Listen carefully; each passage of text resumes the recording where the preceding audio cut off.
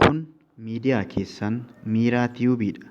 Miiraa Tiyuubiif maatii ta'uuf sabiskiraayib, laayik, komentii fi sheerii godhaa.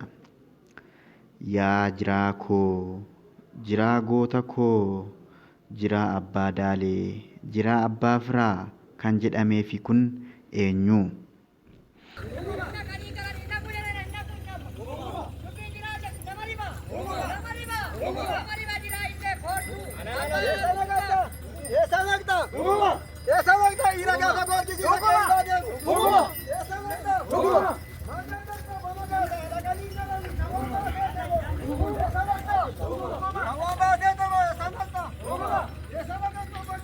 Seenaa obbo Jiraa Iddee keessaa muraasaa fi hojii isaanii. Obbo Jiraa Iddeen abbaa isaanii obbo Iddee Guutamaa fi haadha isaanii aadde Cawwaaqee Dhuftuu irraa Sadaasa bara 1926 godina Horroo Guduruu Wallaggaa aanaa Jimmaa Gannattii ganda Kalaalaa Diddiimtuu bakka addaa Aabbuu jedhamtutti dhalatanii guddatani. Obbo Jiraa Iddeen akkuma ijoollee baadiyyaa loon tiksaa fi maatii deeggaruun turaniiru. Umurii isaanii yeroo fuudhaaf ga'utti waggaa 20tti bara 1947tti aadde Zannabuu Ilfataa kan jedhamtu waliin bultii dhaabbataniiru. Kanumaan obbo Jiraa Iddeen jireenya manaa itti gaafatamummaa fudhachuun ijoollee dubaraa 5 fi dhiira 4 kan godhatanidha. Obbo Jiraanis akkuma hawaasaa ijoollee isaanii fuusisuu, barsiisuu fi heerumsiisuun kan guuttatanidha. Horteen isaanii har'aa nama 56 kan ga'edha. Kunis hortee Jiraa fi Zannabuudha. Hojiilee obbo Jiraa keessaa muraasa. Obbo Jiraa Iddeen bara dargii jalqabaa namni dhalasaa hin barsiifanne nama gatii hin qabne jechuun namootaaf deeggarsa guddaa kan kennaa turanidha. Yeroo hundas namni akka baratu kan cimsanii dubbatanidha. Obbo Jiraan jireenya hawaasummaa keessatti dhugaa kan jaallatan, dhugaa kan dubbatan, jaalala namaa kan qaban, nama wallole kan araarsan, jaarsummaan gumaa kan araarsan, haqummaan namaa akka hin dabne kan godhanidha. Nama rakkate kan gargaaran, kan sangaa hin qabneef sangaa kennuun sanyii akka facaafatu kan godhanidha. Obbo Jiraa Iddeen karaa deemaa nyaachisuun, obaasuun, firaa fi alagaa osoo adda hin baasiin kan nama gargaaranidha. Kanas kan hawaasni Horroo Guduruu Wallaggaa naannaa sana jiraatu dhugaa bahuufidha. Keessummaa simachuun xinnaa fi guddaa kan ka'anii simatanidha. Dhumee fi dhibee kan hin beekne nama arjaa turan. Obbo Jiraa Iddeen gaafa nama bira darban xiqqaa fi guddaa ati kan eenyuuti jechuun haga akaakayyuutti qorachuun gorsuu fi nagaa dhaamuun kan bira darbanidha. Obbo Jiraa Iddee afoosha kan hundeessan ta'ee dura taa'aa, qarshii qabaa, koree ta'uun yeroo adda addaatti tajaajilaniiru. Kana malees bara 1984 haga 1987tti dura taa'aa fi itti aanaa ta'uun koree maayibaasii walqixxaannee guddannee yeroo garaagaraa tajaajilaniiru. Misooma naannoo keessatti bu'uuraalee misoomaa daandii, mana barumsaa, bishaan dhugaatii, keellaa fayyaa namaa fi kan beelladootaa ofii hojjechuu fi hojjechiisuu keessatti qooda olaanaa kan qabanidha. Akkasumas mana amantaa Ortodoksii namni kamuu araddaa isaa irratti dhaabbachuu qaba. Namni du'e kiiloomeetira dheeraa geessanii awwaaluun gaarii miti jechuun araddaatti namni mana amantaa Ortodoksii akka ijaarratu kan tumsanii fi gorsaa turanidha.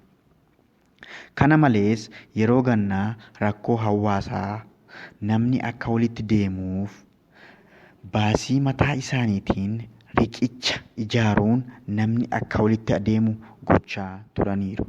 Yeroo ayyaanaas namni tapha fardaa bareedaa akka taphatuuf, nagaan bahee nagaan akka galuuf namoota tiksaa fi ofiis fardaa fi mi'a fardaa bareedaan taphachuun kan beekamanidha. Akkuma Oromoon gadaan bulu, obbo Jiraan miseensa gumii shanee caffee bulluq ta'uun waan muudamaniif tumaalee adda addaa tumaman keessatti qooda fudhataniiru. Keessaas waa'ee fuudhaaf heerumaa irratti namni bifa wal fakkaatuun akka wal fuudhu, innis qarshii 116 akka wal fuudhan kan tuman keessaa isaan tokko turan.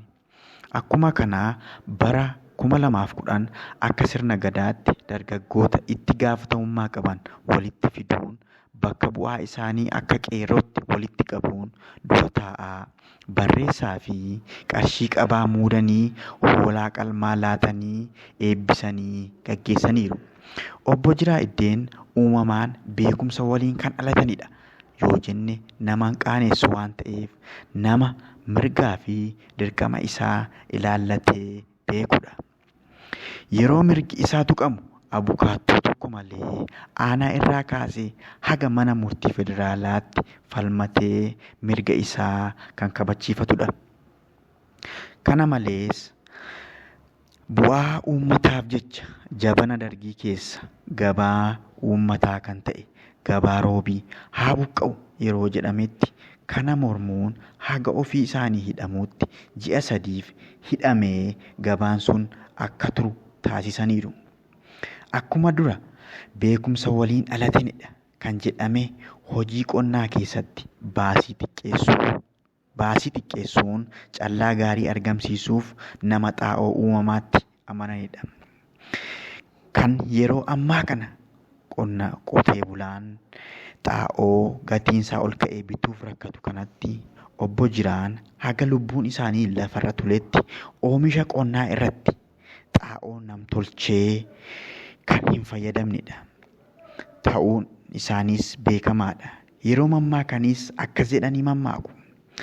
Namatu qoricha dhuga malee lafti qoricha hin dhugu jechuun beekamu.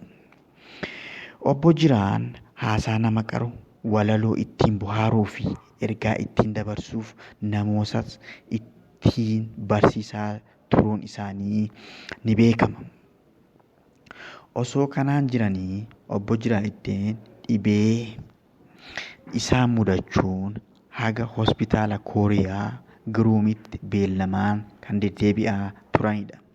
Hadhooftuu isaanii keessa cirrachi waan mudateef osooma deddeebi'anii yaalamanii itti jabaachuun dhalatanii waggaa 91ffaatti gaafa guyyaa 20/9/2017 ganama keessaa sa'aatii 3 irratti magaalaa Finfinneetti du'aan addunyaa kanarraa boqotaniiru.